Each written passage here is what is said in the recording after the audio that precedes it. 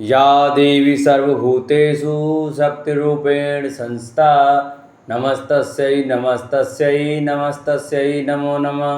सर्वमंगलमांगल्ये शिवे सर्वार्धसाधके शरण्ये त्र्यंबके गौरी नारायणी नमस्तुते। बोलो सच्चे दरबार की जय। जय माता दी। दोस्तों, स्वागत है आपका मेरे YouTube चैनल आर के भक्ति ज्ञान में। भक्तों, आज हम आपको श्री दुर्गा सप्तशती पाठ के तीसरे अध्याय की कथा सुनाएंगे। कृपया उसे सभी भक्तजन ध्यान पूर्वक सुनें, जिसमें कि महिषासुर के वध की कथा का वर्णन सुनाया जाएगा। उसे सभी भक्तजन ध्यानपूर्वक श्रद्धा भक्ति भाव से सुने।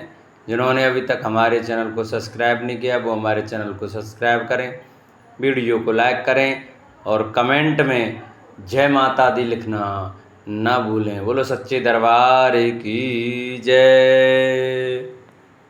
महर्षि मेधा ने कहा, महिषासुर की सेना नष्ट होते देखकर उस सेना का सेनापति चिक्षुर क्रोध में भर देवी के साथ युद्ध करने के लिए आगे बढ़ा। वह देवी पर इस प्रकार बाणों की वर्षा करने लगा मानो सुमेरु पर्वत पानी की धार बरसा रहा हो। इस प्रकार देवी ने अपने बाणों से उसके बाणों को काट डाला तथा उसके घोड़े व सारथी को मार दिया। साथ ही उसके धनुष और उसकी अत्यंत ऊंची ध्वजा को भी काटकर नीचे गिरा दिया। उसका धनुष कट जाने के पश्चात उसके शरीर के अंगों को भी अपने बाणों से बांध दिया। धनुष, घोड़े और सारथी के नष्ट हो जाने पर वह असुर ढाल और तलवार लेकर देवी की तरफ आया। उसने अपनी तीक्ष्ण धार वाली तलवार से देवी के सिंह के मस्तक पर प्रहार किया और बड़े वेग से देवी की बाएं भुजा पर वार किया, किंतु देवी की बाएं भुजा को छूते ही उस दैत्य की तलवार टूटकर दो टुकड़े हो गई।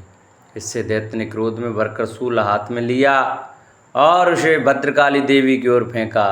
देवी की ओर आता हुआ वह शूल आकाश से गिरते हुए सूर्य के समान प्रज्वलित हो उठा। उस शूल को अपनी ओर आते हुए देखकर देवी ने भी शूल छोड़ा और महाअसुर के शूल के 100 टुकड़े कर दिए और साथ ही महाअसुर के प्राण भी हर लिए।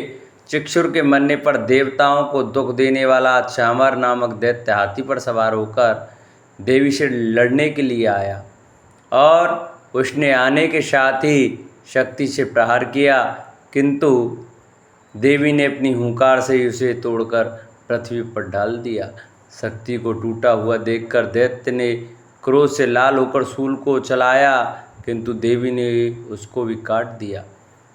इतने में देवी का सिंह उछलकर हाथी के मस्तक पर सवार हो गया और दैत्य के साथ बहुत ही तीव्र युद्ध करने लगा। फिर वे दोनों लड़ते हुए हाथी पर से पृथ्वी पर आ गिरे और दोनों बड़े क्रोध से लड़ने लगे। फिर सिंह बड़े जोर से आकाश की ओर उछला और जब पृथ्वी को आया तो अपने पंजे में चामर का सिर धड़ से अलग कर दिया। क्रोध से भरी हुई देवी ने शिला और वृक्ष आदि की चोटों से उद्रक को भी मार दिया। कराल को दांतों, मुख को थप्पड़ों से चूर कर डाला। क्रुद्ध हुई देवी ने गदा के प्रहार से उद्धत दैत्य को मार गिराया। विंध्यपाल ने बाष्पकल को बाणों से ताम तथा अंधक को मौत के घाट उतार दिया। तीनों नेत्रों वाली परमेश्वरी ने त्रिशूल से उग्रास्य, उग्रवीर और महाहनु नामक राक्षसों को मार गिराया। उसने अपनी तलवार से बिडाल नामक दैत्य का सिर काट डाला तथा अपने बाणों से दुर्धर और दुर्मुख राक्षसों को यमलोक को पहुंचा दिया। इस प्रकार जब महिषासुर ने देखा कि देवी ने मेरी सेना को नष्ट कर दिया है, तो वह भैंसे का रूप धारण कर देवी के गढ़ों को दुख देने लगा। उन गढ़ों ने कितनों को उसने मुख के प्रहार से, कितनों को खुरों से, कितनों को पूंछ से, कितनों को सींगों से, बहुतों को दौड़ाने के वेग से, अनेकों को सिंहनाद से, कितनों को चक्कर देकर और कितनों को श्वास वायु के झोंकों से पृथ्वी पर गिरा दिया। वह दैत्य इस प्रकार गढ़ों की सेना को गिरा देवी के सिंह को मारने के लिए दौड़ा।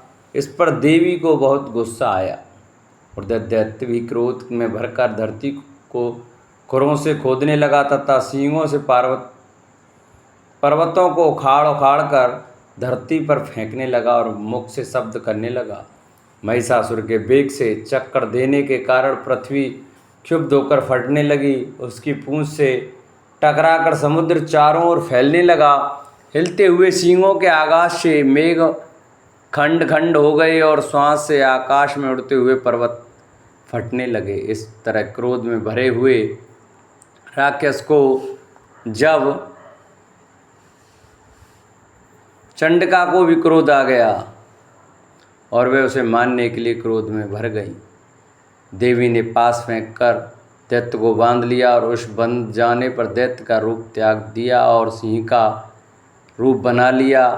और जो ही देवी उसका सिर काटने के लिए तैयार हुई कि उसने पुरुष का रूप बना लिया, जो कि हाथ में तलवार लिए हुए था। देवी ने तुरंत ही अपने बाणों के साथ उस पुरुष को उसकी तलवार ढाल सहित भीन डाला। इसके पश्चात वह हाथी के रूप में दिखाई देने लगा और अपनी लंबी सूंड से देवी के सिंह को खींचने लगा तथा गर्जने लगा। देवी ने अपनी तलवार से उसकी सूंड काट डाली। तब राक्षस ने एक बार फिर भैंसे का रूप धारण कर लिया और पहले की तरह चर अचर जीवों सहित समस्त लोकी को व्याकुल करने लगा। इसके पश्चात क्रोध में भरी हुई देवी बारंबार उत्तम मधु का पान करने लगी और लाल लाल नेत्र करके हंसने लगी। उधर बलवीर तथा मत्स्य क्रुद्ध हुआ दैत्य भी गरजने लगा। अपने सींगों से देवी पर पर्वतों को फेंकने लगा। देवी अपने बाणों से उसके फेंके हुए पर्वतों को चूर्ण करती हुई बोली, ओ मूढ़, जब तक मैं मधुपान कर रही हूँ तब तक तू गरज ले और इसके पश्चात मेरे हाथों तेरी मृत्यु हो जाने पर देवता गरजेंगे। महर्षि मेधा ने कहा। यूँ कहकर देवी उछलकर उस दैत्य पर जा चढ़ी और उसको अपने पैर से दबाकर शूल से उसके गले पर आघात किया। देवी के पैर से दबने पर भी दैत्य अपने दूसरे रूप में अपने मुख से बाहर होने लगा। अभी वह आधा ही बाहर निकला था कि देवी ने अपने प्रभाव से उसे रोक दिया। जब वह आधा निकला हुआ ही दैत्य युद्ध करने लगा तो देवी ने अपनी तलवार से उसका सिर काट दिया। इसके पश्चात सारी राक्षस सेना हाहाकार करती हुई वहाँ से भाग खड़ी हुई और सब देवता अत्यंत प्रसन्न हुए तथा ऋषियों महर्षियों सहित देवी की स्तुति करने लगे। गंधर्वराज गान करने तथा अप्सराएं नृत्य करने लगे। इस प्रकार तीसरा अध्याय संपूर्ण हुआ। चौथे अध्याय की कथा हम आपको कल सुनाएंगे। जिन भक्तों को हमारी एक वीडियो अच्छी लगी हो, हमारी कथा अच्छी लगी हो, वो हमारी कथा को शेयर करें, वीडियो को शेयर करें, चैनल को सब्सक्राइब करें, वीडियो को लाइक करें और कमेंट में शेरावाली माता की जय और जय माता दी लिखना न भूलें। बोलो सच्चे दरबार की जय।